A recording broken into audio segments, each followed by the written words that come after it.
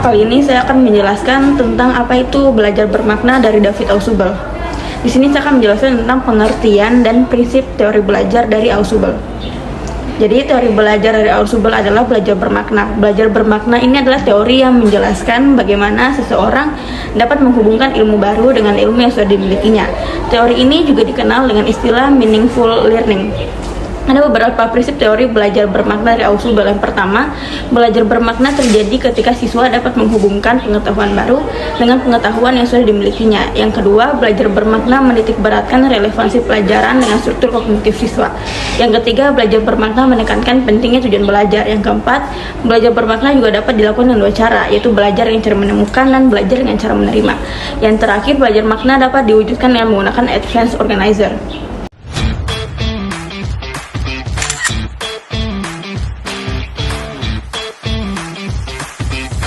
Baik, jadi di sini saya akan melanjutkan menjelaskan mengenai konsep-konsep teori belajar bermakna Ausubel.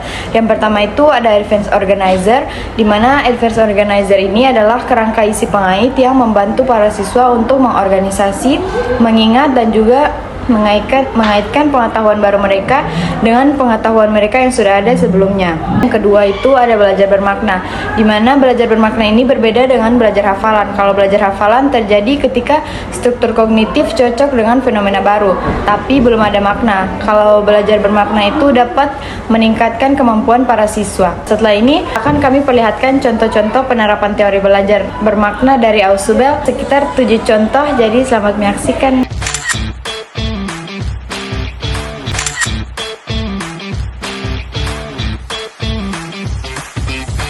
Teman-teman, untuk hari ini kita akan belajar mengenai hukum gravitasi. Tapi sebelum masuk, Ibu mau tanya dulu. Teman-teman tahu tidak apa yang terjadi jika teman-teman melempar bola ke arah atas? Saya Ibu. Baik, untuk yang belakang?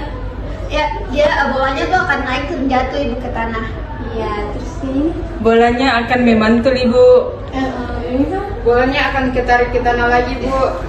Iya, bagus. Jadi yang jawaban yang teman-teman berikan itu semua sudah betul ya.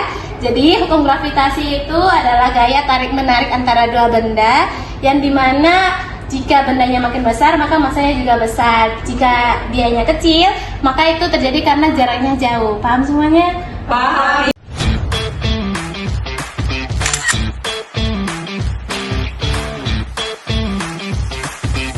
Hari ini kita akan belajar tentang proses terjadinya hujan. Sebelumnya, ada yang tahu proses terjadinya hujan itu seperti apa? Saya Bu. Boleh yang angkat tangan jawab. Baik Ibu, proses terjadinya hujan itu karena adanya penguapan air dari bumi Bu. Oh, bagus sekali, betul. Jadi ini ilustrasi terjadinya hujan. Awal terjadinya hujan itu karena adanya penguapan dari air laut. Kemudian air laut itu menguap menjadi awan dan menggumpal. Terus saking beratnya karena ada bantuan angin, jadi turun menjadi hujan. Proses itu terjadi terus menerus, makanya terjadi hujan. Sampai sini semuanya paham? Paham Bu.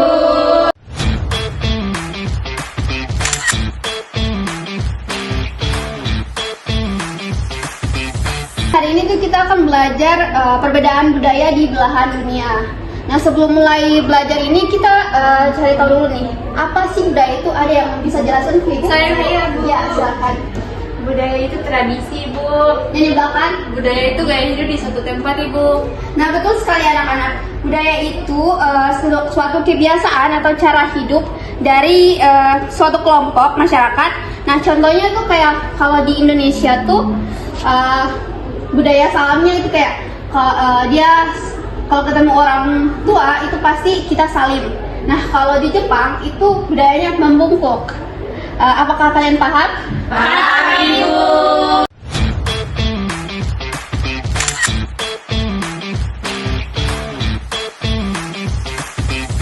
Baik, hari ini kita akan belajar mengenai konsep aliran listrik ya. Baik Ibu. Jadi listrik itu mengalir seperti air dalam pipa.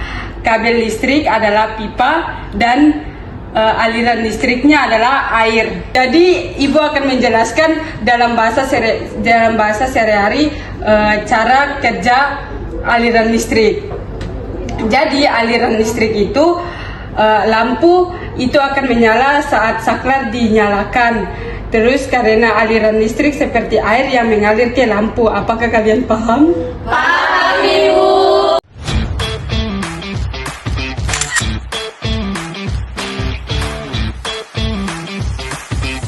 Jadi hari ini Ibu akan menjelaskan tentang bangun ruang. Tapi sebelum itu masuk ke materinya, Ibu akan tanya dulu.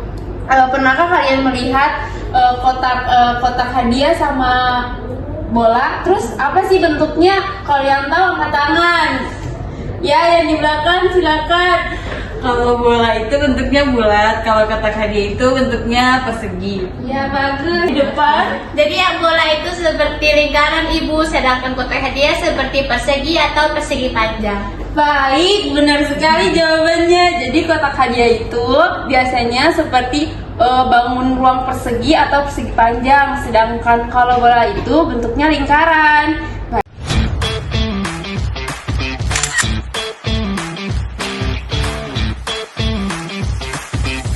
Baik, jadi anak-anak, hari ini kita akan berdiskusi tentang peristiwa sejarah tertentu dengan situasi terkini. Ibu mau tanya, adakah di antara kalian yang bisa mengaitkan tentang sejarah tertentu dengan situasi terkini? Saya Ibu. Baik, yang ini.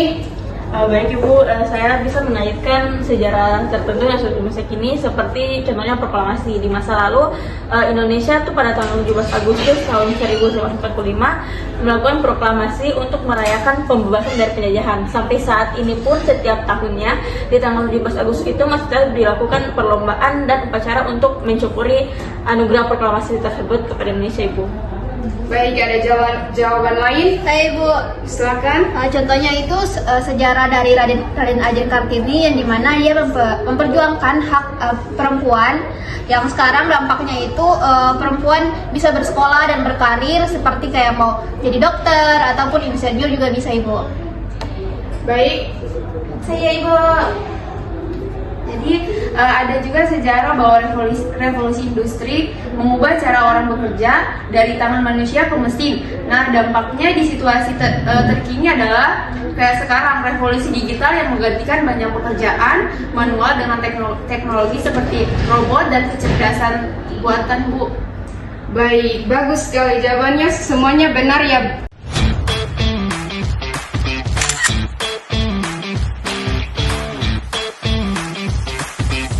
Jadi teman-teman, kita harus menjaga tanaman dengan baik. Ada yang tahu cara menjaga tanaman dengan baik? Menjaga tanaman, Ibu. Oke, baik anak-anak. Apakah ada pertanyaan? Tidak, Ibu. Jika tidak ada pertanyaan, kita akan menonton proses fotosintesis pada tanaman. Baik, Ibu. Seluruh tumbuhan membutuhkan 3 hal dasar untuk membuat makanan, yaitu air, karbon dioksida, dan cahaya matahari. Bagian akar pada tumbuhan membantu memperoleh air dari bawah tanah dan mengirimnya bersama mineral ke batang, daun, dan seluruh bagian tanaman. Karbon dioksida yang tidak lain adalah gas yang kita temukan di udara, kemudian akan masuk ke dalam tumbuhan melalui lubang kecil yang terletak di bagian bawah daun yang kita sebut stomata. Tumbuhan akan membuat makanan berupa gula dari air dan karbon dioksida yang telah diperolehnya dengan menggunakan mesin khusus yang hanya dimiliki oleh tumbuhan, yaitu klorofil. Klorofil dapat menangkap energi dari cahaya matahari dan menggunakannya untuk mengubah air dan karbon dioksida menjadi gula. Proses ini yang kita sebut sebagai fotosintesis, yang diambil dari kata foto yang artinya cahaya dan sintesis yang artinya pembentukan.